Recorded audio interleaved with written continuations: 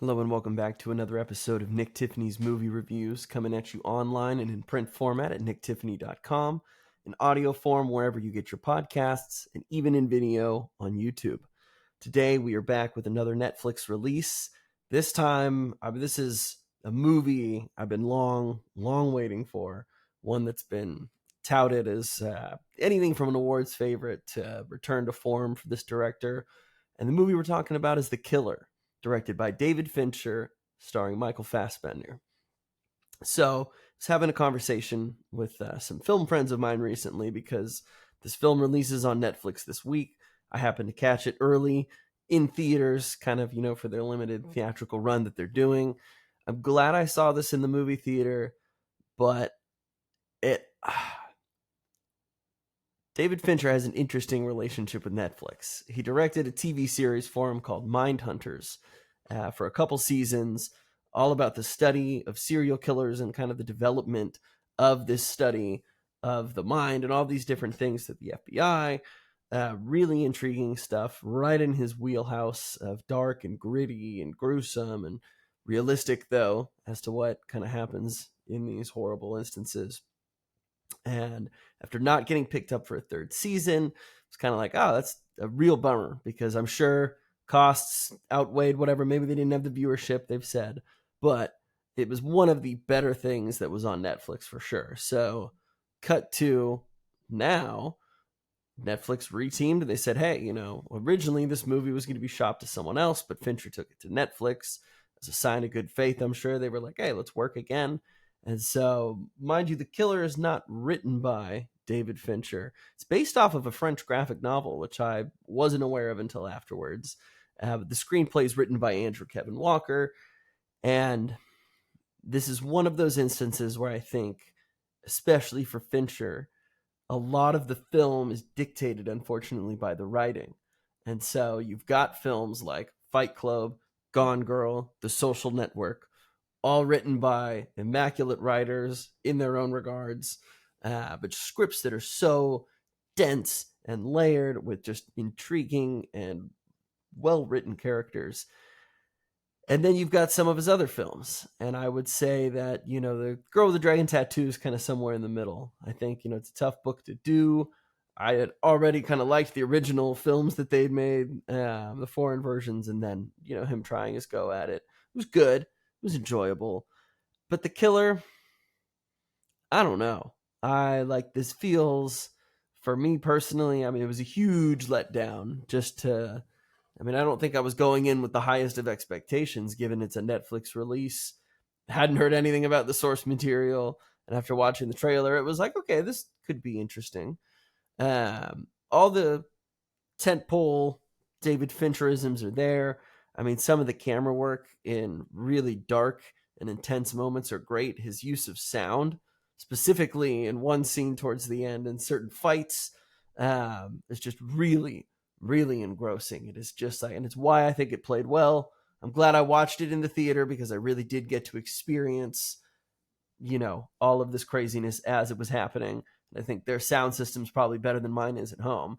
But I don't know. I left thinking that, wow, this might be the weakest effort I've probably seen, probably from David Fincher.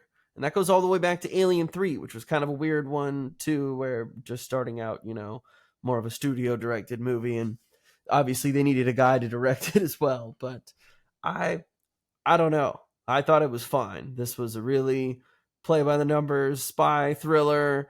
It felt a little on the nose for our 21st century time, post COVID. There's 20 plus minutes of narration, it feels like, at the start of the movie. For a 2 hour film, it moves exceptionally slowly and, only has these bursts of violence and these bursts of just kinetic motion where you're like, okay, cool. We're doing something thrilling now. And it's over. And you're like, all right, well, back to more inner monologues from our, hip young killer who just goes by the name The Killer. Some narration in movies is fine. A little bit at the beginning, maybe in the middle, maybe at the end to wrap it up. But when you are just consistently doing voiceover, that's something that personally bugs me in a film.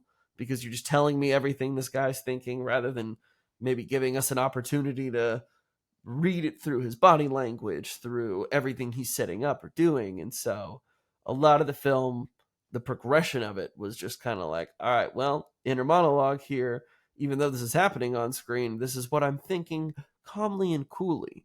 And so maybe that's also what kind of, there wasn't a ton of urgency in the narrative voice, even though I'm like, and I get it. The killer's going to keep cool. He's got a, I don't know, he's not going to break his sweat, but for a film where essentially to set the story up, the killer's hired for another mission. He pulls the trigger, doesn't quite hit the mark he needs to. This causes issues, and now he's being hunted down by any number of other killers. And so, like all of the best Universal World spies, he's got safe houses and setups in every country, all sorts of passports and IDs. So some of this is kind of interesting, and you can see some of the influences from maybe the Mission Impossible series, some of the James Bond stuff, but a lot of the commentary is very 21st century, very I'm hip, and I always listen to my music to cool me down and calm my heart rate.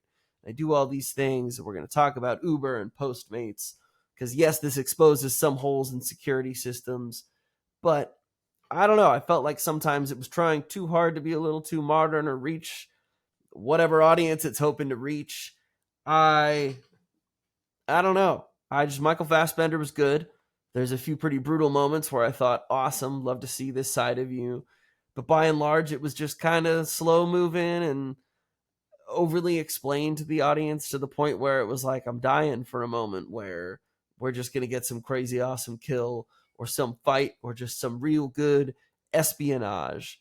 And so just a little bit of urgency is all I kind of maybe was looking for. And so I think, it's probably good that this is going to play Netflix because, if a ton of people don't end up seeing it, c'est la vie. It's less of a knock against Fincher and Fassbender than maybe. I just was really surprised at how unengaged I was for most of the movie, and just how, for all of the talent involved and working with this premise of a super spy and all these things, I just felt, I don't know, I feel like it could have been done a lot better. I don't know if they should have taken it less seriously, more seriously, but for a Netflix release, I think this will be just fine for most people. Next time, I'm just hoping for a little bit more. As always, if you want to stay tuned to newest movie reviews, different movie talks, stay tuned to NT Movie Reviews and on social media networks, podcast platforms, and on YouTube. Thanks again for listening, you, and the movies will not cease to stop pretty much for the rest of the year. So we're going to have tons to talk about week by week, tons of releases, Oscar players, blockbuster films, you name it. So stay tuned, you guys. Thanks again.